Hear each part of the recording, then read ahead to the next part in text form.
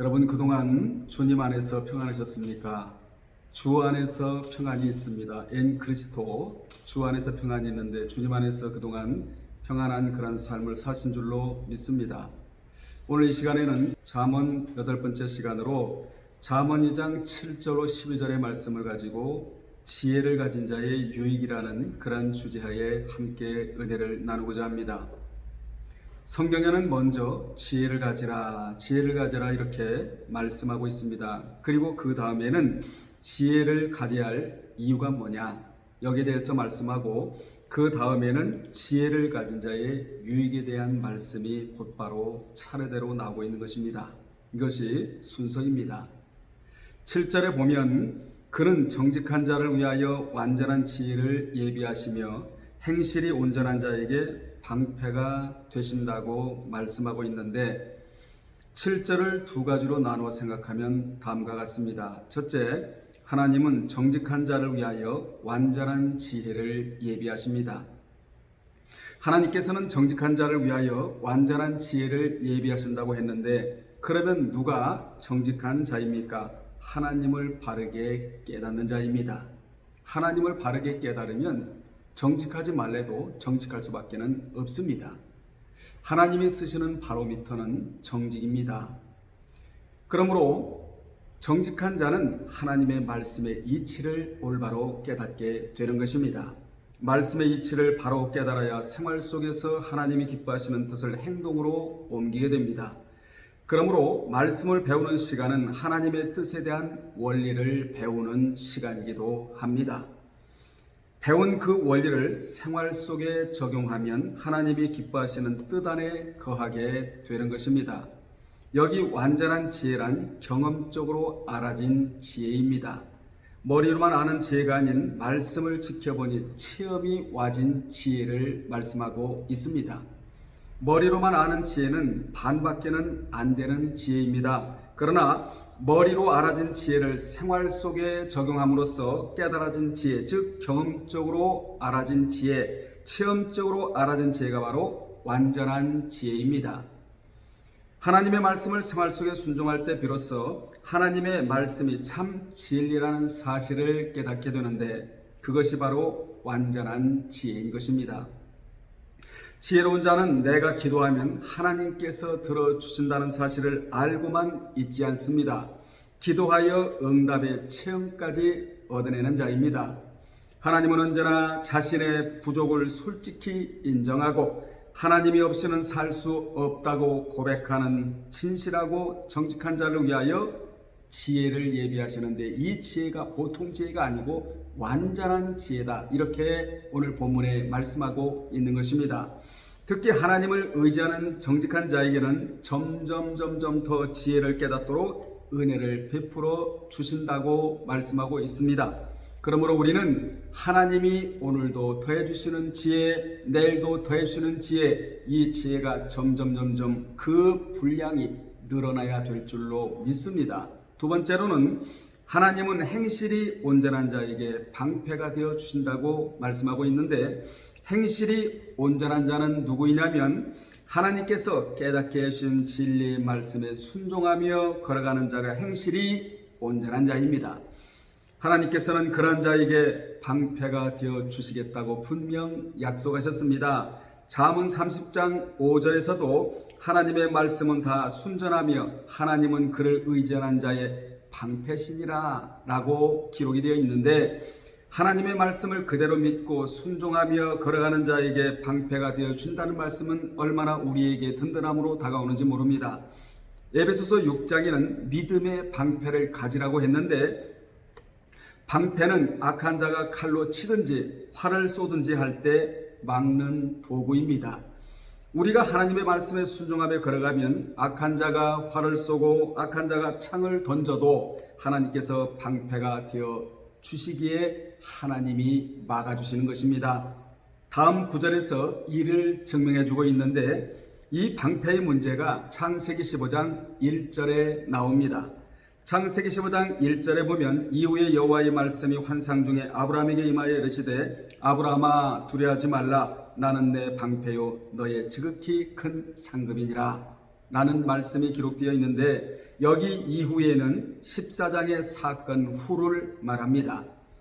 14장에서 아브라함은 318인의 가신과 소돔왕 베라를 비롯한 5개국 연합군이 그돌 라오멜의 4개 연합군을 쳐부수고 소돔에서 포로가 된 롯을 구하고 빼앗겼던 인민과 부녀와 매물을 다 찾아왔지만 그놈들이 언제 다시 전력을 재정비하여 아브라함을 침공할지 두려워하고 있을 때 하나님이 나타나셔서 아브라함에게 이렇게 말씀해 주십니다. 아브라함아, 너는 두려워 말라. 네가 두려워하지 말아야 할 이유가 있다. 그 이유는 내가 너의 방패가 되어 줄 것이기 때문이라. 이렇게 하나님 말씀하셨는데 여기 방패라는 단어가 히브리어로 마겐이라는 단어입니다. 이 단어가 주는 의미는 무엇이냐면 내가 죽어야 네가 죽지 내가 산 이상 너는 절대로 죽지 않는다는 의미입니다. 여러분 곁에는 영원히 죽지 않으시는 누가 계십니까? 만왕의 왕이 되시고 만유의 주가 되시는 우리 하나님이 계십니다. 또한 우리에게는 마귀가 쏘아대는 불화살을 막을 수 있는 방패가 있다는 사실을 믿는 자에게는 그 방패에 도움을 받을 수가 있게 되는 것입니다. 이 방패가 한마디로 말하면 말씀이라는 것이지요. 말씀이 나를 지켜주고 가정을 지켜주고 자녀를 지켜주고 남편을 지켜주고 아내를 지켜주고 사회와 민족과 국가를 지켜주는 것이 말씀인 것입니다. 이것이 방패가 되어줄 때 우리는 그 방패에 대해서 안전하게 보호를 받을 수가 있게 되는 것입니다. 또 하나의 신뢰로 사울이 던지는 창에 하나님이 다윗의 방패가 되어 주셨는데 사무엘상 18장 10절로 11절에 보면 그 이튿날 하나님께서 부르시는 악령이 사울에게 힘있게 내림에 그가 집안에서 정신없이 떠들어대므로 다윗이 평일과 같이 손으로 수금을 타는데 그때 사울의 손에 창이 있는지라 그가 스스로 이르기를 내가 다윗을 벽에 박으리라 하고 사울이 그 창을 던졌으나 다윗이 그 앞에서 2번 피하였더라 라는 말씀이 나옵니다. 사울 왕에게서 성신이 떠나가자 하나님이 부르신 악신 즉 귀신의 역사로 머리가 아파 견딜 수 없을 때 다윗이 사울을 위하여 수금을 탔더니 사울에게 역사하던 악신이 물러가고 아프던 머리가 깨끗하게 나음을 입었습니다. 사울은 다윗 때문에 머리가 나았으니까 다윗에게 살해하고 감사했어야 했는데 감사는커녕 옆에 있던 창을 집어서 수금을 타고 있는 다윗에게 집어 던졌습니다. 은혜를 악으로 갚은 경우이지요. 우리는 은혜를 입었으면 은혜로 갚아야 될 자들입니다. 사울은 용사이고 백전노장이었습니다. 그런 자가 바로 앞에 있는 다윗에게 창을 던졌으니까 살아날 길이 어디 있겠습니까? 살아날 길이 아예 없는 것입니다. 그 창을 피할 길이 없었다는 말씀이지요. 왜 그런 줄 아십니까? 악기를 다뤄본 사람은 알겠지만 현악기는 다른 악기와 달라서 소리를 만들어 나가야 하기 때문에 온갖 정신을 집중해야 합니다. 다윗이 지금 악신을 상대로 하여 악기를 다루느라 정신을 집중하고 수금을 타고 있는데 바로 앞에서 사울이 창을 던졌는데도 그가 살아날 수 있었던 것은 하나님께서 마겐 방패가 되어 주셨기 때문입니다. 하나님께서 막아주셨기 때문이라는 것이지요. 그러니까 우리도 하나님을 온전히 의지하고 진리에 순종하며 나아가면 하나님이 완전한 지혜가 되어 주실 뿐만 아니라 방패가 되어 주시고 그런 자들을 끝까지 보호해 주십니다. 8절에 보면 대저 그는 정의의 길을 보호하시며 그의 성도들의 길을 보존하려 하심이니라 라는 말씀이 나오는데 하나님께서 우리의 가는 길을 정해 놓으셨다는 것입니다. 하나님께서 인생길을 걸어가는 데 있어서 모든 프로그램을 갖고 계신다는 것이지요. 그러므로 하나님께서 정해 놓은 길로 걸어갈 때 하나님이 기뻐하십니다. 하나님이 기뻐하시면 만사가 형통케 되는 것입니다. 여호와를 기뻐하라 그리하면 저가 내 마음의 소원을 이루어 주시리로다 라고 시편 37편 4절에서 말씀하고 있지 않습니까? 이렇게 우리는 하나님을 기쁘시게 해 드려야 우리에게 유익인데, 그러므로 믿는 자는 공평의 길, 진리의 길로 가가는 자가 가장 행복한 자라는 사실을 깨달아야 합니다. 하나님을 경외하는 자의 길은 가장 안전하고 복된 길입니다. 왜냐하면 그 길이 영생의 길이요 생명의 길이며 하나님의 보호와 인도하심을 받는 길이기 때문입니다. 하나님은 정의 즉 공의를 행하신 자를 사랑하십니다. 그러므로 믿는 자의 가장 멋진 삶은 정의를 즉 공의를 행하는 자입니다. 하나님께서 이 일을 기뻐하신다고 예레미야 9장 14절에서도 밝히셨는데, 거기에 보면 자랑하는 자는 이것으로 자랑할지니 곧 명철하여 나를 정확하게 아는 것과 나 여호와는 인애와 공평과 정직을 땅에 행하는 자인 줄 깨닫는 것이라. 나는 이 일을 기뻐하노라. 여호와의 틀림없는 말씀이라고 하셨습니다. 미가서 6장 6절로 8절에도 여호와께서 구하시는 것이 있는데, 그 구하시는 것이 무엇이냐? 오직 정의를 행하는 것, 이것을 여호와께서 구하신다고 말씀하고 있는데, 이 구절이 너무 중요해서 우리 한번 같이 읽어보도록 하겠습니다. 내가 무엇을 가지고 여호와 앞에 나아가며 높으신 하나님께 경배할까? 내가 번제물 1년 된 송아지를 가지고 그 앞에 나갈까? 여호와께서 천천의 수양이나 만만의 강수 같은 기름을 기뻐하실까? 내 허물을 위하여 내 맏아들을 내 영혼의 죄를 인하여 내 몸에 열매를 드릴까? 사람아, 주께서 선한 것이 무엇임을 내게 보이셨나니 여호와께서 내게 구하시는 것이 오직 공의를 행하며 인자를 사랑하며 겸손히 내 하나님과 함께 행하는 것이 아니냐라고, 하나님이 우리에게 요구하시는 것은 공의, 즉 인자를 이 땅에 사랑하며 주님을 사랑하는 것이지요. 그리고 겸손히 살아가는 것을 하나님께서 우리에게 요구하신다고 분명 말씀하셨습니다. 9절에 보면 그런즉 내가 공의와 정의와 정직 곧 모든 선한 길을 깨달을 것이라고 말씀하고 있는데, 본절은 공의를 행하고 진리대로 사는 길이 왜 그렇게 중요한지 우리로 하여금 알게 합니다. 하나님은 공의롭게 행하는 자를 기뻐하신다고 해서도 제가 말씀을 드렸는데, 그러므로 우리들은 교회에서나 세상에서 공의롭게 살아야 합니다. 왜 그렇습니까? 하나님이 공의로운 분이시기 때문에 그렇습니다. 그 공의로우신 하나님께서 공의를 요구하시는 것은 당연하지 않습니까? 이 공의와 공평과 정직을 한마디로 표현한 것이 바로 선한 길입니다. 즉 하나님의 말씀대로 살아가는 삶이 바로 선한 길이라는 것입니다. 이같이 이 길을 우리는 걸어가야 되는데, 이 길이 하나님께 영광을 돌리는 길이요 형제에게 덕을 끼치는 길인 것입니다. 10절로 12절은 지혜를 얻는 사람이 어떤 유익을 얻는지에 대해서 구체적으로 말씀해주고 있는데, 10절에 보면 곧 지혜가 내 마음에 들어가며 지식이 내 영혼을 즐겁게 할 것이라 라고 말씀합니다. 진리가 들어가면 사람이 지혜롭게 되고, 하나님을 아는 지식이 들어가면 인격의 변화가 일어나게 되는 것입니다. 따라서 말씀이 들어가면 점점 주님의 내적 인격을 닮아가게 되는 것이지요. 성경에는 하나님의 말씀을 뭐라고 말씀하고 있습니까? 씨앗이라고 말씀하고 있습니다. 그 말씀이라는 씨앗이 마음에 들어가게 되면 자라서 행동이라는 열매를 거두고, 습관의 열매를 거둘 뿐만 아니라 인격의 열매를 거두게 됩니다.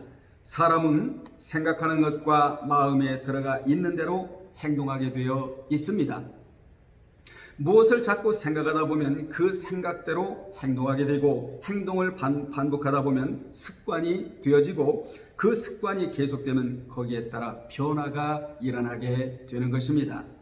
내가 연탄 장수를 하면 연탄가루가 묻고, 밀가루 장수를 하면 밀가루가 묻고, 도둑놈을 찾고 만나다 보면 나도 모르는 사이에 도둑놈이 되듯이, 지혜 곧 진리가 우리 마음속에 뿌려지면 아름다운 인격이라는 열매를 맺을 수가 있습니다. 주님도 이렇게 말씀하셨습니다. 속에 있는 것이 입으로 나온다고 이렇게 말씀하셨는데, 속에 들어가 있는 것이 그대로 삶 속에 나타난다는 것이지요. 누가복음 6장 45절에 이 같은 말씀이 기록되어 있습니다. 선한 사람은 마음에 선이 있기에 선한 말을 하고 선한 열매를 맺고, 악한 자는 그 마음에 악이 있기에 악을 낼 수밖에 없는 것입니다. 따라서 사람은 마음에 담긴 것을 입으로 낼 수밖에 없고 행동으로 옮길 수밖에 없는 것입니다. 어떤 사람은 입만 열면 다른 사람을 비판하는 말만 하고, 어떤 사람은 입만 열면 욕하는 말만 하고, 어떤 사람은 입만 열면 무엇이 그렇게 뒤틀렸는지 비꼬는 말만 하는 사람이 있습니다. 그러나 지혜로운 사람, 즉 하나님의 손길을 체험한 사람은 입을 열면 감사의 말, 선한 말, 은혜를 끼치는 말, 남을 살리는 말, 이런 말을 하게 됩니다. 이는 그 사람 속에 은혜가 들어가 있기 때문입니다. 그러므로 그 사람의 언어를 보면 그 사람의 인격을 금방 알 수가 있게 되는 것입니다. 본절에 지식이 내 영혼에 즐겁게 될 것이요 라는 말씀은 하나님의 지혜의 말씀을 깨닫게 되면 영혼이 즐겁다는 의미입니다. 진리는 우리로 하여금 샘솟는 기쁨을 제공해 준다라는 것입니다. 하나님의 생명의 말씀이 내 속에 역사할 때 참으로 진정한 만족을 누리게 되며, 하나님의 진리의 말씀을 깨달았을 때 참으로 진정한 행복을 구가할 수가 있게 될 뿐만 아니라, 깨달은 말씀으로 순종했을 때 참으로 진정한 그리스도인이 되는 것입니다. 진리를 바르게 깨닫는 유익은 다른 말로 표현할 수가 없을 정도로 많은데, 먼저 하나님의 보호하심을 받게 되고 선한 길을 가도록 이끌어주며, 또 진리가 마음 깊이 박혀서 인격의 변화가 이루어져서 하나님의 사람이 되는 은총을 받고 영혼의 즐거움으로 인하여 기쁨의 삶을 살게 된다는 것입니다. 이런 사람은 세상 그 무엇이 넘어뜨릴 수가 없습니다. 세상 그 무엇이 감당할 수가 없는 사람이 되는 것입니다. 그러므로 우리 모두는 하나님의 지혜를 받아 진리의 사람이 되어야 합니다. 지혜의 덕을 보고 살아가야 된다라는 말씀입니다. 11절에 보면 근신이 너를 지키며 명철이 너를 보호하여라는 말씀이 나오는데, 근신과 명철은 꼭 함께 붙어 다녀야 합니다. 여기에 근신이란 절제를 의미하는데, 아무리 기쁨 있고 감사하는 생활이 될지라도 절제, 즉 통제가 되지 않으면 한순간에 무너져 내리고 마는 것입니다. 그러므로 근신의 사람이 되려면 성령님의 다스림과 그분의 인도하심을 받아야 합니다. 근신 즉 절제는 자기 자신을 지켜주는 지킴이나 마찬가지인데, 그리고 명철은 지혜와 지식을 합당하게 사용하는 능력을 말합니다. 우리가 가진 지혜와 지식을 합당하게 잘 사용할 때 실수하지 않으며 넘어지지 않고 앞으로 달려갈 수가 있는 것입니다. 전진적인 사람이 된다는 것입니다. 그러므로 절제와 명철이야말로 없어서는 안 될 너무나 중요한 덕목인 것입니다. 12절에 보면 악한 자의 길과 패역을 말하는 자에게서 건져내리라고 말씀하고 있는데, 우리가 세상에 사는 한 악한 자는 항상 여러분 곁에 있기 마련입니다. 앞에도 있고 뒤에도 있고 좌에도 있고 우에도 있기 마련입니다. 사탄에게 빠진 자, 사탄에게 조종되는 자, 사탄에게 속은 자가 바로 우리 옆에 있을 수 있고, 우리 뒤에 있을 수가 있고, 조금 멀리 있을 수도 있고 가까이 있을 수도 있습니다. 그러나 그런 자가 있다 하더라도 내가 말씀 앞에 바로 서면 그 말씀이 나를 악한 자의 길에 넘어지지 않도록 지켜주신다는 말씀을 12절에서 하고 있는 것입니다. 왜냐하면 말씀은 영적인 분별력을 주기 때문입니다.